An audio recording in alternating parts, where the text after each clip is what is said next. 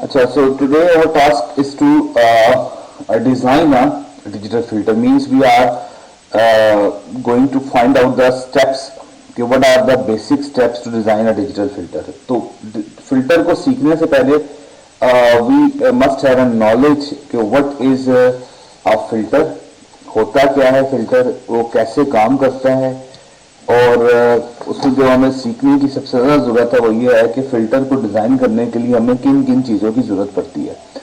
So basically filter is simple network जो आपकी मर्जी के मुताबिक आपकी सिलेक्टिविटी करता है, फ्रीक्वेंसी की, वेव शेप की, एम्पलीट्यूड की, desired in the desired manner जो कि आप चाहते हो. तो मीन्स हमारा जो इसमें ऑब्जेक्टिव है वो ये है कि हम किसी तरह उस सिग्नल की क्वालिटी को इम्प्रूव कर दें और उसमें से नॉइस को जो है वो निकाल के बाहर फेंक दें.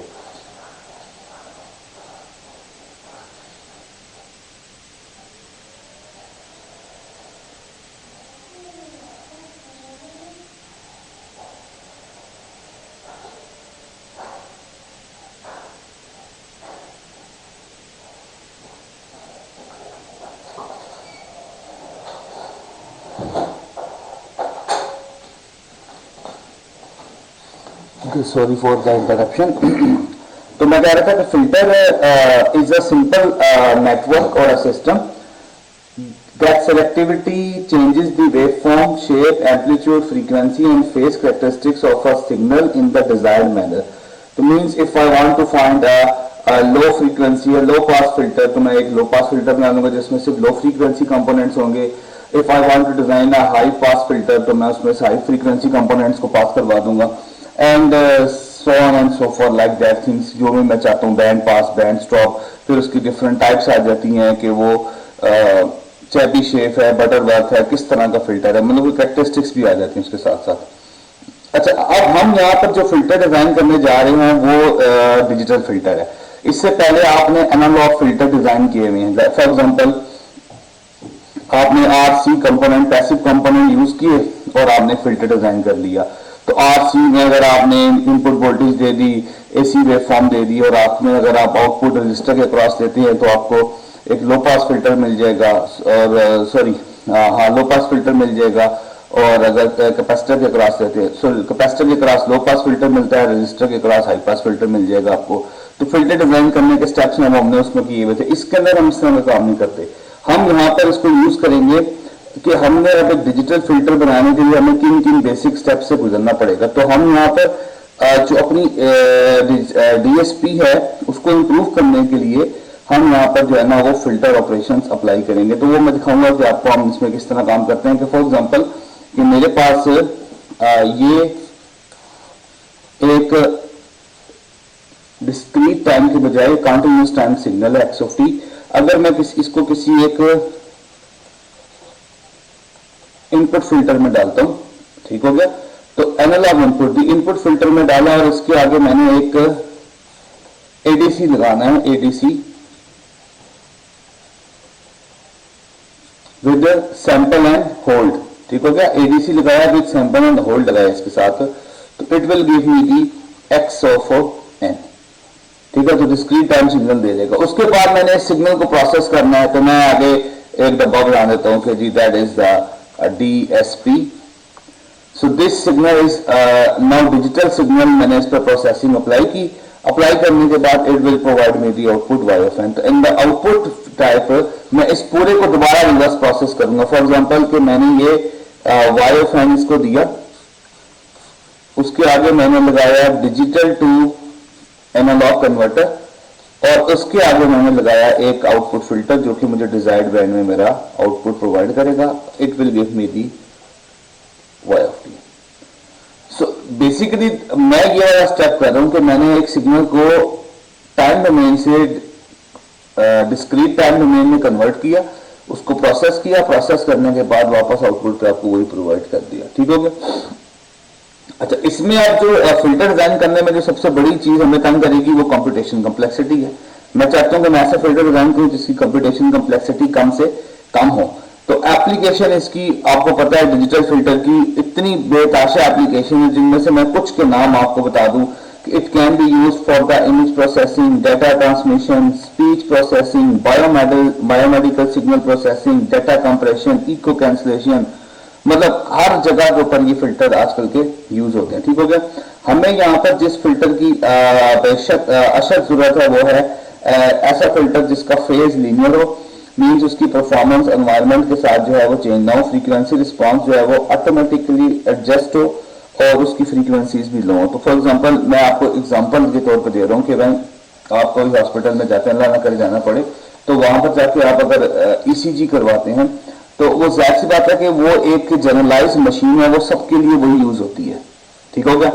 तो अब ऐसा तो नहीं है ना कि जी मैं जाऊंगा तो मेरे लिए अलग मशीन होगी, आपके लिए अलग होगी। तो वो उसकी जो इनपुट है वो अपने पैरामीटर्स को उस इनपुट के हिसाब से अडॉप्ट करती है, अडॉप्ट करने के बाद अपने पैरामीटर्स को चेंज करती है and it will provide me the output. तो हर बंदे की इनपुट डिफरेंट है, अगर ईसीजी कराने गए तो हर बंदे की आउटपुट जो है वो डिफरेंट आएगी। इसी तरह हम जिस फिल्टर्स की बात करते हैं आजकल के दौर में, these are known as an adaptive filters. ठीक है, आपकी बायोमेडिकल में काफी हद तक बहुत ज्यादा उसकी यूटिलाइजेशन बहुत ज्यादा यूज हो रहे हैं।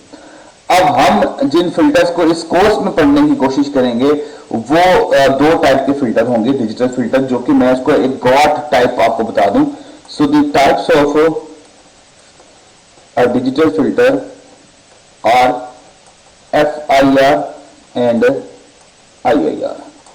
मैं आपको ये सिर्फ दो टाइप्स के फिल्टर पढ़ाऊंगा और इन दो टाइप्स के फिल्टर को इंप्लीमेंट करना सिखाऊंगा कि how we are going to implement this two types of filter. और इसके बाद मैं आपको एक प्रैक्टिकल दौर का फिल्टर पढ़ाऊंगा जिसको मैं अडॉप्टिव फिल्टर कहता हूं। मैं आपको दिखाऊंगा कि अडॉप्टिव फिल्टर क्या होता है, वो कैसे काम करता है। So my concentration is on the digital filter and digital filter के अंदर मेरी दो चीजों पे कंसंट्रेशन होगी, finite impulse response and infinite impulse response filter. और मैं इन दो फिल्टर ही के साथ अपनी पूरी गेम चलाऊंगा। अब गेम में कैसे चलाऊंगा मैं आपको समझाऊंगा कि how we are going to design a filter by using these two in these two scenarios कि FIR होगा तो किस तरह का होगा, IIR होगा तो किस तरह का होगा। अच्छा, FIR से बनता है जी फाइनाइट इंपल्स रिस्पांस और IIR से बनता है जी इनफाइनाइट इंपल्स रिस्पांस। तो एक फाइनाइट है, दूसरा जो है वो इनफाइनाइट है। ठीक हो गया। अच्छा, इसका भी तरीका बिल्कुल सिमिलरली वैसे ही है। अब मैं जिस तरह की बात कर रहा हूं कि मेरे पास एक डिजिटल सिग्नल है जिसको मैं डिस्क्रीट टाइम सिग्नल कहता हूं, इसको मैं किसी भी बॉक्स में डालूंगा, it will give me the output y of n। Okay, so when I plug this one into the box, it will give me the y of n। So this is the impulse response of the filter। So y of n is basically the convolution with x of n with h of n। तो ये convolution है। तो अब अगर मैं इसका finite response की बात करूं कि इनफाइनाइट और फाइनाइट में, तो मैं इसको ऐसे देख सकता हूं कि y of n is equal to summation x of n minus k into h of k and k going from 0 to n minus 1। तो अब आप देख सकते हैं कि इसके अंदर जो नंबर ऑफ सैंपल्स हैं वो फाइनाइट है, मतलब n होंगे, n की वैल्यू कुछ भी हो सकती है, 100 हो गई, 10 हो गई, 15 होगी, 20 होगी। और अगर मैं इसी कन्वोल्यूशन के फार्मूले को थोड़ा सा और ओपन करूं तो मैं इसको ऐसे भी लिख सकता हूं k is going from minus infinity two plus infinity x of n minus k h of k। तो अब आप आई होप खुद ही समझ जाओगे कि this output is belongs to FIR and this output is belong to IIR, क्योंकि आप देख सकते हो कि इसकी जो रिस्पांस है वो क्या है, इनफाइनाइट है, उसका रिस्पांस जो है वो फाइनाइट है। तो इसका मतलब है कि FIR को तो हमें इंप्लीमेंट करना बड़ा आसान है, आप देख के इंप्लीमेंट कर दोगे उसको, बट फॉर द IIR आपको उसके लिए थोड़ी सी ज्यादा मेहनत करनी पड़ेगी। और अगर मैं डिजिटल सिग्नल की बात करूं तो this minus infinity goes from 0 to infinity. तो डिजिटल IIR के लिए आपको थोड़ी सी ज्यादा मेहनत करनी पड़ेगी। हम देखते हैं हम उसमें किस तरह काम करते हैं। तो आई होप ये चीज आपको समझ आ गई होगी कि मैंने आपको अभी दो तरह का रिस्पांस बता दिया, FIR के और IIR के। अच्छा, अब जब यहां तक हमें ये बात समझ आ गई तो अब हम इसकी थोड़ी सी रियलाइजेशन को देखने की कोशिश करते हैं कि मैं इन फिल्टर को कैसे रियलाइज करूंगा। ओके, फॉर द रियलाइजेशन मैं अब देखता हूं कि अब आपके पास एक आउटपुट लिखी हुई है y of n is equal to summation 0 to infinity x of n minus k h of k. अब आप इसको प्रैक्टिकली कंप्यूट करना है, इसको फिजिकली कंप्यूट करना है, इट्स नॉट फिजिबल। देखने में नजर आता है कि यार इतने के इन्फिनिटी के ऊपर और मैं कैसे कैलकुलेट करूंगा, तो इसकी जाहिर सी बात है इम्पल्स रिस्पॉन्स की लेंथ बहुत ज्यादा है, तो मैं इसके लिए कोई एक रिकर्सिव फार्मूला डिराइव करता हूं। तो what is the recursive formula for this one? तो recursive formula is like that,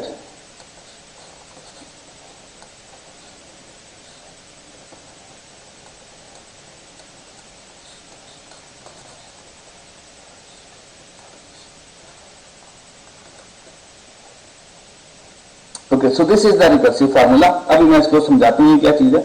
अगर आप इस रिकर्सिव फार्मूले को गौर से देखें, so this will show the delays in the input, this will shows the delays in the output. These are the coefficients of the filter. A k and B k are the coefficients of the filter, and we are going to update these coefficients for a specific or desired output. कि किसी specific problem के लिए और किसी desired output के लिए मैं इन values को अपने हिसाब से चेंज करूंगा। So this is the response of the filter and this is also known as a recursive formula. ये मैंने इधर से बनाया है, ठीक है, इसको मैंने इस तरह करके बना दिया, ठीक है, रिकर्सिव फॉर्मूला इसका बना दिया ताकि मैं इसको रिप्रेजेंट कर सकूं in the domain, finite domain में इसको मैं रिप्रेजेंट कर सकूं। अच्छा, अगर आप इसका इंपल्स रिस्पॉन्स देखें इन दी फॉर्म जी ट्रांसफॉर्म लेके देखें, तो इसका जो जी ट्रांसफॉर्म होगा वो जाहिर सी बात है कि अगर मैंने H F I R find करना है, H F I R of z, so this is equal to y of z divided by x of z. अभी मैंने आपको पिछला इसका फार्मूला बताया, that is equal to y of n is equal to x of n convolution with h of n, ऐसी था भाई। तो इसकी कन्वोल्यूशन हो रही है, तो जाहिर सी बात है कि अगर इसकी कन्वोल्यूशन हो रही है तो वो मुझे क्या दे देगा, मल्टीप्लीकेशन दे देगा उठा के सारी की सारी, ये जाहिर सी बात है। अगर मैं इसका जी ट्रांसफॉर्म लूंगा तो y of z, x of z, h of z, तो दोनों डिवाइड हो जाएंगे, तो ये चीज बन जाएगी। तो इसका मतलब है एफ आई आर का तो बड़ा आसान सा है। एफ आई आर में आप ऐसे रखेंगे, summation k going from 0 to n minus 1 h of k z raised to power minus k, तो ये उसका आ गया फोरियर ट्रांसफॉर्म, सॉरी जी ट्रांसफॉर्म। तो ये किसी भी एफ आई आर फिल्टर का क्या होता है, ट्रांसफर फंक्शन होता है, उसको आप ऐसे रिप्रेजेंट करा देंगे। But for the I I R, अगर आप आई आई आर को देखें तो आई आई आर की इक्वेशन ये लिखी हुई है, let's say I call that equation A, and what is the z transform of equation A. देखिएगा z transform y of n की जगह आ जाएगा वाई ऑफ जी, यहां पर summation k going from 0 to n वैसे का वैसे रहा, b के कांस्टेंट है वैसे रहा, x of n minus k, तो 0 to power minus k x of k minus summation k going from 1 to n, a k वैसे रहा, 0 to power minus k and y of z, sorry y of z। अब आप देखेंगे minus है, इधर आके क्या हो जाएगा बेटा, इक्वल टू किस तरफ आके प्लस हो जाएगा, सो y of z plus summation, ये पूरी टर्म इधर आके प्लस हो जाएगी, तो मैं इसको लिख रहा हूं y ऑफ z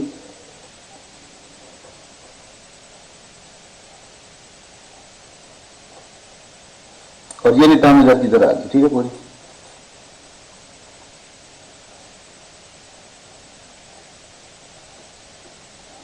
अब आप देखेंगे y ऑफ z यहां पे है तो इधर भी है, तो मैं क्या कर सकता हूं, उसको कॉमन ले सकता हूं, मैंने इसको कॉमन लिया, it will give me 1 plus summation k going from 1 to n a k z minus k, और ये आ गया x ऑफ z और इसके साथ आ गया समेशन, ये पूरी टर्म वही ऐसी की वैसी आ गई, k going from 0 to n b k z raise to power minus k. आपने तो h ऑफ z फाइंड करना है, h ऑफ z किसके बराबर होता है, आई आई आर, क्योंकि ये हो जाएगा जी y of z divided by x of z। अब ये देखो आपने x ऑफ z इधर लेके आए, y ऑफ z इधर ही रहा, ये ऊपर था ये इसके नीचे डिवाइड हो गया, तो इसका मतलब है ये आ गया summation k going from 0 to n b k z minus k and whole divided by 1 plus summation k going from 1 to m a k z minus k. So this is the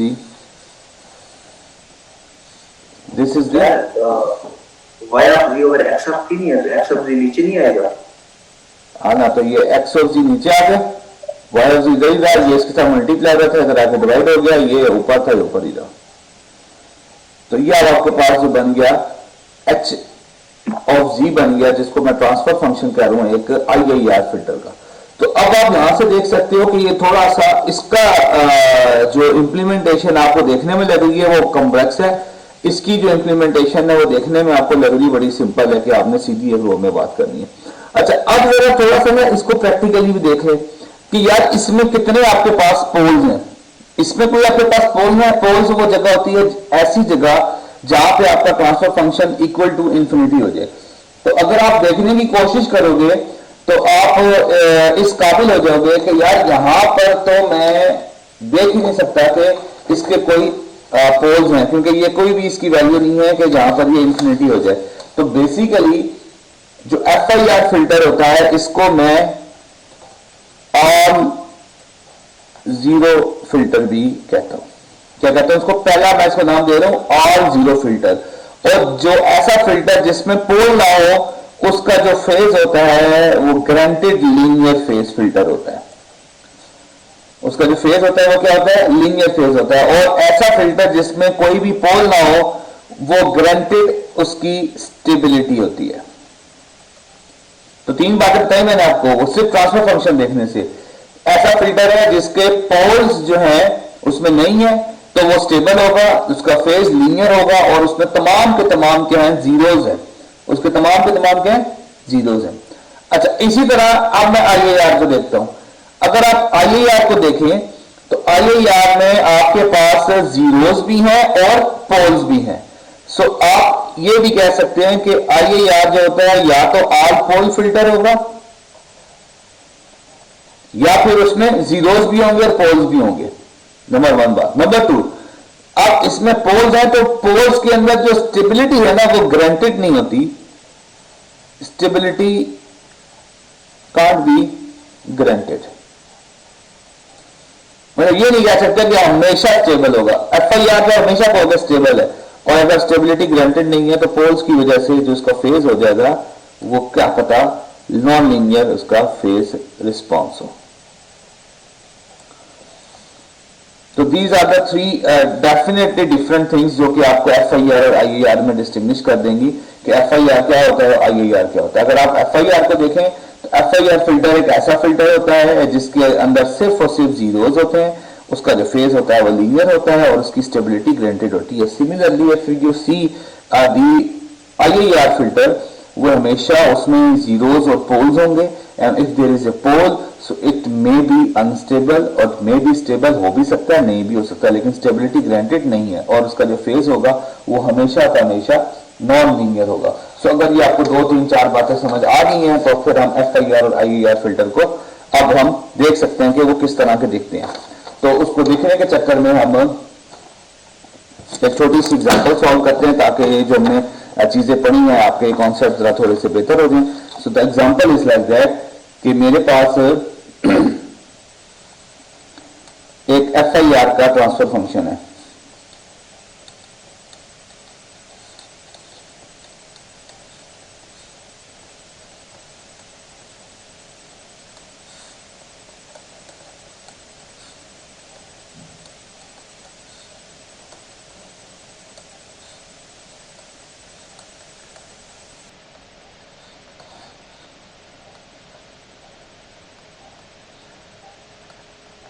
okay, तो ये मैंने FIR और IIR का transfer function लिख दिया है।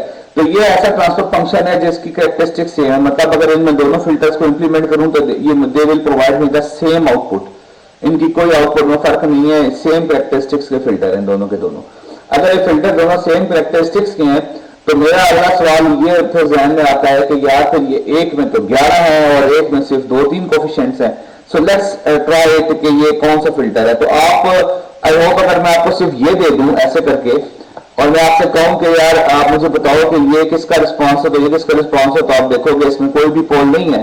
So आप कहोगे that is the all pole filter, sorry all zero filter, so this belongs to the FIR and similarly in this there are poles and zeros, so this belongs to IIR। ठीक हो गया। अच्छा, अब हम बनाते हैं इसकी स्ट्रक्चर। अब स्ट्रक्चर चेक करें जी। मैं सबसे पहले FIR के साथ बात कर रहा हूं। सो FIR को पता चाहिए कि ऑल जीरो फिल्टर इसमें सारे के सारे जीरोस हैं। x2 ऑफ z लिखा हुआ है k0 से 11 h of k z minus k। Okay, मैं इसको जरा थोड़ा सा और एनालाइज करता हूँ कि है क्या चीज। y2 of z divided by x2 of z is equal to summation k going from 0 to 11 h of k z minus k। ऐसे भी लिख सकता हूँ ना इसको मैं, y2 ओवर x2। तो अगर आप देखो तो इसमें क्या आ रहा है, इसमें सिर्फ और सिर्फ उसमें आ रहे हैं डिलेज। किस में डिलेज आ रहे हैं, सारे के सारे आपको these delays are in the h of k है, उसमें सारे के सारे डिलेज आ रहे हैं। तो अगर मैं इसको जरा सॉल्व करके लिखूं तो it will give me like that y of y2 of n is equal to summation k going from 0 to 11 x of n minus k z की पावर माइनस k। तो ये मैंने उसका वो बना दिया, क्या कहते हैं, इनवर्स जी ट्रांसफॉर्म ले लिया मैंने, उसकी आउटपुट आपको जनरेट करके दिखा दी। उसकी आउटपुट इस तरह की आएगी y2 ऑफ n की। तो अब मैं इसको जरा प्लॉट करने की कोशिश करता हूं। This is x of n और ये मुझे देगी y2 of n। x2 of n input थी और y2 ऑफ n आउटपुट थी। कितने डिलेज आ रहे हैं बेटा इनपुट में, 11 डिलेज आ रहे हैं। तो मैंने पहले इनपुट ली, उसको सीधे जगह दिया, उसके बाद उसको एक डिले दिया। इसके साथ मैंने क्या मल्टीप्लाई कराया, देखो गौर से जरा, when k is 0 x of n, इसके साथ क्या मल्टीप्लाई हो रहा है, z की पावर -1, z की पावर -1। तो मींस इसका जो कोफिशिएंट है पहला, दैट इज h ऑफ 0। क्योंकि अगर आप इस फार्मूले को देखो तो इसका मतलब है, इसको जरा ओपन अप करो तो ये क्या आ जाएगा, h ऑफ 0 z की पावर -0, h ऑफ 1 z की पावर -1, h ऑफ 2 z की power -2। So coefficients are h0, h1, h2 and these are the delays. तो ये पहला मैंने निकाल दिया। फिर मैंने इसको एक डिले दिया तो ये क्या बन गया, x ऑफ n-1 बन गया जब मैंने इसको एक डिले दिया। और इसके साथ अगला कोफिशिएंट मल्टीप्लाई हो रहा है, दैट इज h ऑफ 1। फिर मैंने इसको इसी तरह एक और डिले दिया और इसके साथ जो कोफिशिएंट मल्टीप्लाई हो रहा है वो क्या हो रहा है, h ऑफ 2। सिमिलरली मैंने इसको इस तरह सारे डिलेज दिए और जब मैंने आखिर डिले दिया तो इसका जो आंसर आया मेरे पास वो आया x of 2 of n minus 11, x2 of n minus 11। तो मैं इसको ना यहां लिख देता हूं, this is x2 of n minus 11 और इसके साथ जो कोफिशिएंट मल्टीप्लाई हुआ वो h ऑफ 11 मल्टीप्लाई हुआ। आखिर में मैंने इनको क्या कर लिया, जमा कर लिया, पहला, दूसरा, तीसरा और चौथा, ये सारे जमा हो गए और आखिर में जमा होने के बाद it will give me y2 of n। और ये मैंने इस फार्मूले को इंप्लीमेंट कर लिया। फार्मूला क्या है, h of 0 x of n plus h of 1 x of n minus 1 plus h of 2 x of n minus 2 and so and so fourth. So this is the FIR filter. अगर आप FIR filter को देखें तो आपने कितने सम लगाए हुए, summer कितने लगाए हुए। अब मैं इसकी अगर कंप्यूटेशनल कॉम्प्लेक्सिटी आपको बताऊं, सीसी जिसको कहते हैं, तो अगर आप गौर से देखो तो इसमें जो नंबर ऑफ एडिशन है वो कितनी हो रही है, नंबर ऑफ एडिशन FIR में। तो ये होगी, ये कितने 11 थे ना, 0 से 11 12, तो इसका मतलब है नंबर ऑफ एडिशन कितनी हो रही है, 11 हो रही है। गिनो में ऐसे करके 1 2 3 इस तरह करके कहां तक जाएंगी, 11 तक जाएंगी। तो नंबर ऑफ एडिशन 11 हो रही है। अच्छा, नंबर ऑफ मल्टीप्लीकेशन कितनी हो रही है इसमें, दिस आर, अगर आप देखो 1 2 3, तो इस तरह ये नंबर ऑफ एडिशन होगी 12। और स्टोरेज लोकेशंस कितनी होगी आपके पास, अगर आप और से देखिएगा कितने डिलेज दे रहे हैं, 12 डिले दे रहे हैं। तो 12 आपके पास ये स्टोरेज लोकेशन होगी और 12 आपके पास कोफिशिएंट है जिसको सेव कर रहे हैं। तो 12 plus 12, these are the 24। So this is the computational complexity of FIR filter। तो इसको हम जमा कर लेंगे, 4 2 6 और 1 7 और 47। तो ये मैंने एक ऐसा फिल्टर डिजाइन किया जिसकी टोटल कंप्यूटेशन कॉम्प्लेक्सिटी 47 है।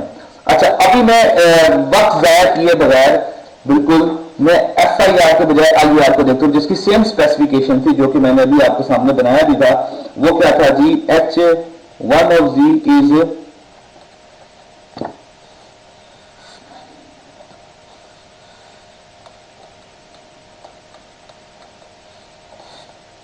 Z-2 1 plus a1z-1 plus a2z-2।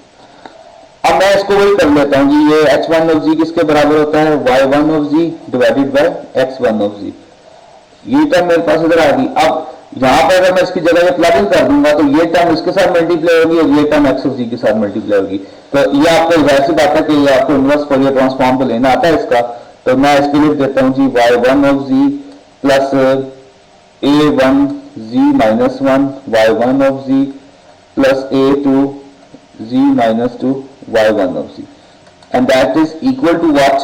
That is equal to x of z plus b naught आ जाएगा, b1z-1 x1 of z and b2z-2 x2 of z।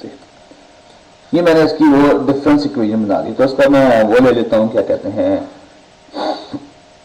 क्या ले लेता हूँ उसको, inverse Z transform. So it will give me y1 of n plus a1 y1 of n minus 1 plus a2 y1 of n minus 2, and that is equal to b naught x of n plus b1 x of n minus 1 plus b2 x of n minus 2। तो अब आप यहाँ से बड़े easily देख सकते हैं कि we have an input x1 of n and we have an output y1 of n। This is my input and this is my output, you are going to plot it। Okay, छोड़ो, पहले हम इसको बाद में देख लेते हैं, पहले हम कंप्यूटेशन कम्प्लेक्सिटी निकाल लेते हैं। अच्छा जी, FIR की मैंने बताई थी एडिशन गिनर्स में, देखो कितने हो रहे हैं, 1 2 3 4, और ये जब प्लस उधर जाके चले जाएगा तो माइनस हो जाएगा, तो 1 2 3 4 5। So the total number of additions are, ये FIR की आ गई और ये आ गई 5। नंबर ऑफ एडिशन कितना आ गए, 5। Okay, let's see the multiplication, 1 2 3 4 5। So there total number of multiplications भी मेरे पास कितनी है, 5 है। एडिशन कितनी है, 1 2 3 4 और 1 उधर जाएगी तो 5। नंबर ऑफ एडिशन भी मेरे पास आ गई 5। Okay, let's see the storage items. कितने कोफिशिएंट हैं, ए नॉट 1 2 3 4 5, और डिले कितने दे रहे हो, 1 2 3 4। हाउ मेनी डिलेस, 4 डिलेस, और total number of coefficients are 5। तो मींस ये आपके आगे 10 और 8 18। तो ये मैंने सेम फिल्टर डिजाइन किया है, सेम स्पेसिफिकेशन के साथ। If I design the FIR, it will give me the total computation complexity of 47. When I will go with the IIR, it will give me the computation complexity of 18। तो means IIR जो है वो computation complex नहीं है, FIR computation complex है। लेकिन अगर आप FIR को देखें तो उसका दूसरा एडवांटेज ये है कि वो स्टेबल है, स्टेबल भी है और लीनियर फेज वाला भी। ये नॉन लीनियर फेज भी हो सकता है और नॉन अनस्टेबल भी हो सकता है, लेकिन कंप्यूटेशन कम्प्लेक्सिटी की वजह से हम ज्यादातर जो यूज करते हैं IIR यूज करते हैं। फॉर एग्जांपल मैं आपको एग्जांपल दूं, ये है कि लेट्स से मैंने रडार के अंदर ना फिल्टर लगाना है, तो मैं कौन सा फिल्टर लगाऊंगा, FIR लगाऊंगा कि IIR लगाऊंगा। अगर मैंने FIR लगा दिया तो मैं तो सो जाऊंगा आराम से बैठ के, उसकी कंप्यूटेशन कम्प्लेक्सिटी बहुत ज्यादा है, टारगेट हिट करके भी चला जाएगा, तो मैं वेट ही करता रहूंगा कि यार ये आ रहा है, अभी डिटेक्ट कर रहा है, अभी डिटेक्ट कर रहा है टारगेट को। जबकि IIR जो है वो it will give me the results in seconds में रिजल्ट देगा वो। लेकिन इश्यू उसमें खाली है कि वो स्टेबिलिटी गारंटेड नहीं है उसकी, तो वो हम उसके ऊपर जो है ना वो हम कॉम्प्रोमाइज कर लेते हैं कि ठीक है लेकिन हमें रिजल्ट बहुत जल्दी दे रहा है ताकि हम फॉरन टारगेट को देख सकें। सो बेसिकली एप्लीकेशन वाइज जो है वो IIR जो है वो सबसे ज्यादा हर जगहों, काफी जगहों पे वो FIR की एप्लीकेशन है।